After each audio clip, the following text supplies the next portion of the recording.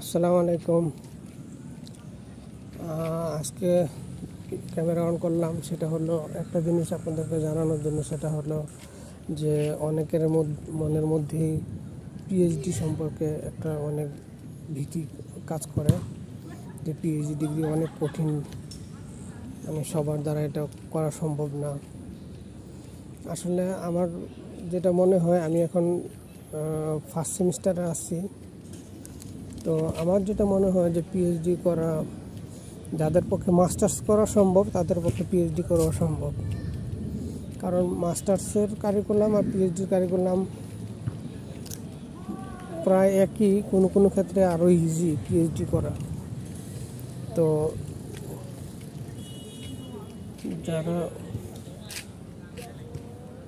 যারা পিএইচডি করতে চান তারা আমার মতে প্রথমে আপনারা একটা আইএলটিএস দিয়ে ফেলেন।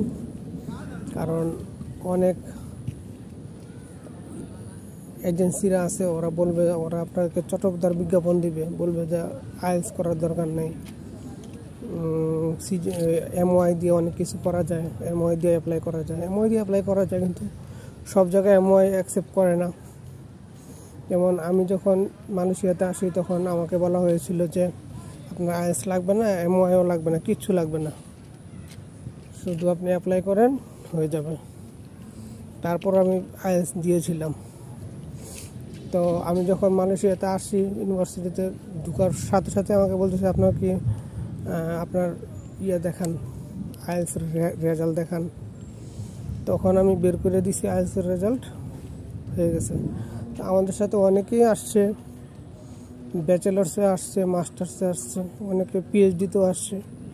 আসার পরে আইএলটিএসের রেজাল্ট দেখাতে পারে নাই, ওদেরকে ফাউন্ডেশন কোর্স করতে হয়েছে অনেকেরই। তো আপনারা এই ভুলটা করবেন না। সবসময় যদি আসেন তাহলে আইএলটিএস দিয়ে আসবেন, হোক না যদি আইএলটিএস ছাড়া চলে, তারপরও আইএলটিএস দিলে তো সমস্যা নেই, আপনাদের একটা যোগ্যতা বাড়লো। তারপরে পিএইচডি, তারপরে আপনি যখন পিএইচডিতে অ্যাডমিশন নেওয়ার পরে আপনি দেখবেন যে একটা কোর্স আছে ল্যাঙ্গুয়েজ কোর্স, খুবই ইজি ল্যাঙ্গুয়েজ কোর্স। আমাদেরকে গ্রুপ অ্যাসাইনমেন্ট করতে দিয়েছিল, একজনের যদি গ্রুপ অ্যাসাইনমেন্টে একজনে ভালো করলে সবাইকে সমান মার্কস দেয়। তারপরে রিসার্চ প্রপোজাল যদি আগে লিখে না থাকেন তাহলে এটা লিখতে হবে আপনাকে। তারপরে রিসার্চ মেথোডোলজি একটা কোর্স আছে। আপনাকে আমি কেন বলতেছি এগুলো, যাতে আপনাদের মধ্যে পিএইচডি সম্পর্কে কোনো প্রকার ভয়ভীতি যেন কাজ না করে, সেই জন্য বলতেছি। রিসার্চ মেথোডোলজি একটা কোর্স আছে, ওইটা একটু কঠিন হলো, একবারে অসম্ভব যে তা এমন কিছু না।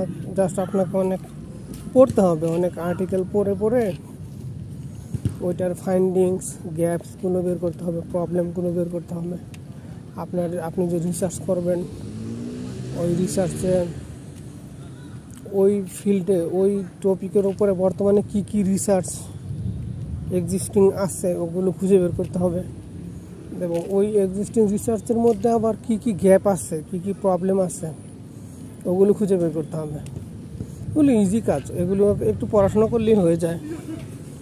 তারপরে হলো আপনি যে রিসার্চ করবেন, যে ফিল্ডে যে টপিকে রিসার্চ করার মাধ্যমে আপনি সমাজের কি উপকার করবেন, মানে আপনি কি সমস্যা আইডেন্টিফাই করছেন এবং এই সমস্যার সমাধান কিভাবে করবেন, এটা আপনাকে বলতে হবে। এটা হলো।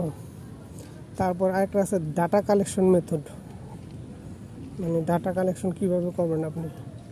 কোয়ালিটেটিভ মেথড আছে, কোয়ান্টিটেটিভ মেথড আছে, তো অনেক মেথড আছে। এগুলো আপনি আস্তে আস্তে যখন পিএইচডিতে ঢুকবেন তখন আস্তে আস্তে পেয়ে যাবেন, একদম ইজি কাজ। তো যারা পিএইচডি করতে চান, আমি তো পিএইচডি করতেছি, ব্যাচেলার পিএইচডি ইন এডুকেশন। যারা এডুকেশনে পিএইচডি করতে চান, আমার মনে হয় এটা অত বেশি প্যারা নেওয়ার কোনো দরকার নেই। আল্লাহর নাম নিয়ে নেমে পড়েন, আইএলটিএস দিয়ে ফেলেন, দিয়ে আমি তো IUCAL ইউনিভার্সিটিতে আছি, আপনারা নিজেরাও অ্যাপ্লাই করতে পারেন। আবার কোনো এজেন্সি যদি রিলায়েবল হয় তাহলে এজেন্সিও ধরতে পারেন। তবে মেন কথা হলো একটু পড়াশোনা করতে হবে আর কি। আচ্ছা, আর পিএইচডি স্টুডেন্টদের একটা বড় ধরনের ফেসিলিটিস হলো তারা ফুল টাইম জব করেও পিএইচডি করতে পারে। কারণ দেখা গেল যে মাসে 1-2টা ক্লাস হয়, তো ওইটা অনলাইনে হয়, ম্যাক্সিমাম ক্লাসে অনলাইনে হয়। আর সাবমিশন, যে এই অ্যাসাইনমেন্টে সাবমিট করতে হয়, ওইটা অনলাইনে ইমেলের মাধ্যমে হয়। তারপরে পোর্টালে সাবমিট করা যায়, যেই প্রফেসর যেভাবে চায় আর কি। তো আমার মনে হয় পিএইচডি নিয়ে ভয় পাওয়ার কিছু নেই। আমিও প্রথম ভয় পাইতাম যে পিএইচডি অনেক বড় ডিগ্রি, এটা অনেক কঠিন, কিন্তু আসলে অত কঠিন না। মানুষ আপনাকে অনেক কিছুই তারপরে আরেকটা জিনিস হলো, পিএইচডি করতে আসলে মানুষ আপনাকে অনেক কিছুই বলবে যে ও তুমি পিএইচডি স্টুডেন্ট, তুমি এই কাজটা পারো না, তুমি পিএইচডি স্টুডেন্ট ওই কাজ পারো না তুমি।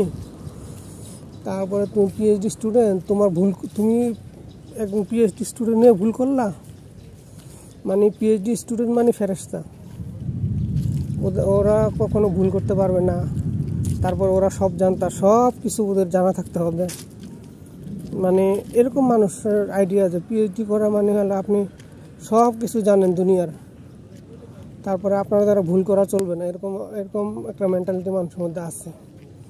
অথচ এটা আসলে কিন্তু পিএইচডি, আপনি পিএইচডি করতেছেন একটা নির্দিষ্ট একটা ফিল্ডে, নির্দিষ্ট একটা টপিকে পিএইচডি করতেছেন, ওইটার উপরে আপনি মাস্টার হতে পারেন। কিন্তু সব বিষয়ে যে আপনি মাস্টার হবেন এরকম বিষয়টা তো এরকম না। কিন্তু ওইটা মানুষকে কে বোঝাবে? মানুষ মনে করে যে পিএইচডি করতে আসছে, ও আপনি পিএইচডি করতে আসছেন, আপনি এই ভুলটা করলেন, পিএইচডি স্টুডেন্ট আপনি কি পিএইচডি করতে আসছেন?